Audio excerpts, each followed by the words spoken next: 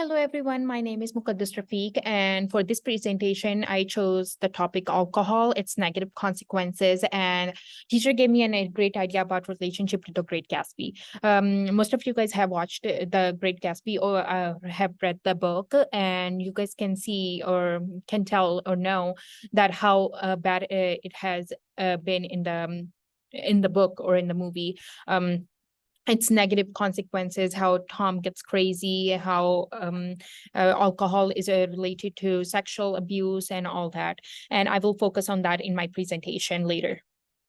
Okay, so this is just a table of contents. I do not want to go into details for this because I have 5 minutes and I wanted to go to over other stuff.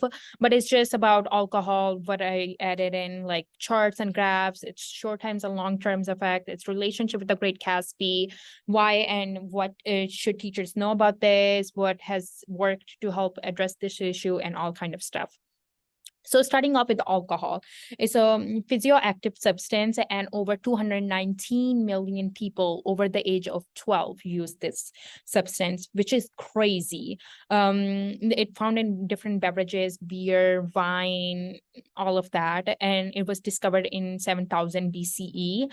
There's a lot of effects of alcohol, which I mentioned, few of them right here, but I will go into details later in the presentation. It slows down the brains.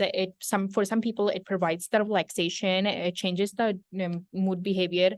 It slowly absorbs in your stomach and produces happy chemicals such as dopamine, and but it has really bad negative effects, which I will focus on in just a second. Alcohol continue. When I was researching about this topic, I came across that over 23% high school drink alcohol, like high school students drink alcohol, and 11% are binge drinking it. Every year, 140,557 Americans dies from this alcohol. 1 in 10 Americans over the age of 12 have alcohol use disorder, which is crazy. Like they're only 12 and they're already using this killing substance. Over half of Americans increased their alcohol consumption during COVID-19, as we know that it was a rough time for all of us. And so they ended up increasing it. And every day, 385 Americans die as a result of excessive alcohol use. 385 every single day. It is crazy. Here's some charts and graphs that I wanted to show you guys. So there's 14.8 million diagnosed. It's just a diagnosed, like it's not even like including everybody. It's just a diagnosed, and over 60% are men and 35% are women. And on the right side, it says that 74 drinks per week. Like people who are like addicted to alcohol, they drink over 75 drinks per week. Okay, now we are talking about its short-term and long-term effects. So starting off with the short-term effects, first of all, it leads to drinking and driving, which is our main issue. Over 69% young adults died in alcohol-related traffic issues, and it leads to impaired judgment, loss of balance or coordination. It leads to poor decision making, such as sexual violence, unprotected sex, unplanned, also risky behavior, such as injuries, such as burning and all that. When it comes to long-term effects, it affects on your brain. It can harm the process of melanation in brain. It slows down the brain. It can damage the liver. It can cause various type of cancer, such as mouth, alcohol, liver, and throat, and all that. And it also can weaken the immune system. So now, in relationship with the Great Gatsby, the author of the Great Gatsby is Scott Fitzgerald. I can't say his name. In the Great Gatsby, we saw that excessive drinking is bringing the worst in people. Like Tom becomes violent, Gatsby loses the control, and it's all about social class. Like only the rich people can afford the drinking. And also it shows there was a theme of escapism, like to run away from the reality. People wanted to run away from their problem, so that's why they were binge drinking. And also it's related to romantic and sexual desires. and what and why teachers should know about this topic.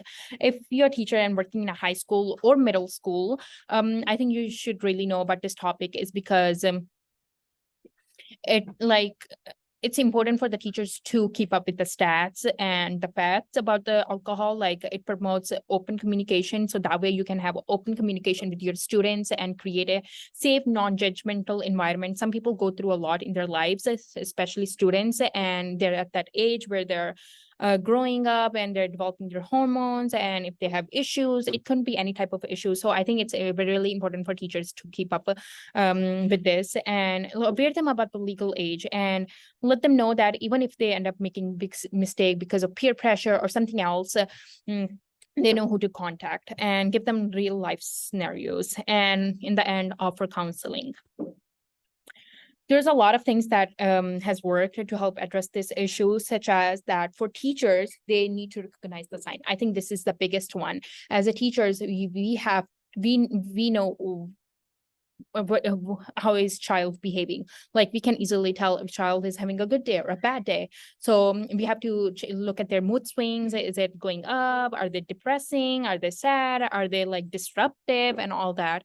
And if they're like keep not coming to school, if their grades are going down and all that. And also, again, provide your students about the harmful effects of underage drinking and drug use. Now, what can teachers do to assist in a classroom? There are a few things that they can do. I only listed 3 of them. The first is they can participate in campaigns that boycott underage alcohol. They can invite guest speaker. I would say, when it comes to guest speaker, invite somebody that is actually been through that route and now like recovered from it, so they can be like a motivation for the students. And community engagement, that's, I think, it's a great idea. And here's my reference. I hope you guys have liked my slides. That's it. Thank you so much. Have a great day.